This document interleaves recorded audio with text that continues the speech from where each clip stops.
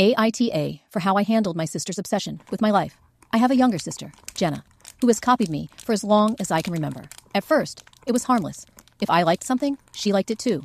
If I chose something, she chose the same. If I planned something, she planned it faster. Our parents said, "She just looks up to you."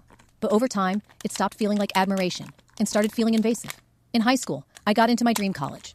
She changed her applications to match mine. In college, I dated my first serious boyfriend. When we broke up, she messaged him privately and tried to date him less than a month later. She said I was being dramatic and that it's not like you were married. That hurt more than I expected. Then adulthood. I got a job I was proud of. She applied there without telling me and only mentioned we were sisters after she was hired. She constantly compared herself to me at work. I bought my first car. She bought the same one 2 weeks later. Then I got engaged. Within weeks, Emma was engaged too. She didn't copy my wedding date, but she booked my dream wedding venue because her fiancé could afford it immediately while I was still budgeting. Then she started showing up, unannounced, at my wedding planning appointments. Venue tours, florist consultations, catering tastings, dress fittings.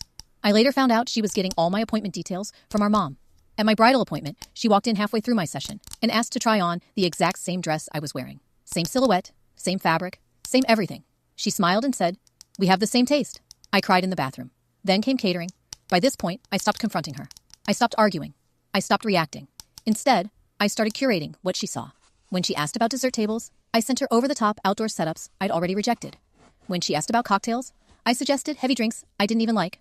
When she asked about colors, flowers, and music, I shared trends I knew wouldn't work. Her wedding was 2 weeks before mine. On her wedding day, the venue was outdoors. Peak summer, no shade, no fans. Her dress was off-shoulder, extremely poofy, and heavy. The food was spicy, seafood heavy, and rich. The drinks were strong and heavy. Before the ceremony even started, she was flushed, her makeup melting, her hair sticking to her face. Guests were sweating. People barely touched the food. Jenna looked miserable. 2 weeks later, it was my wedding day. My wedding was indoors, air-conditioned, timeless, comfortable, and joyful. That's when Emma pulled me aside and asked, "Why didn't you tell me this was your real plan?" I smiled and said, "Because you never asked." Then I told her the truth. I knew she was copying everything, so I let her copy the wrong version. I didn't sabotage her wedding. I just stopped giving her the real blueprint.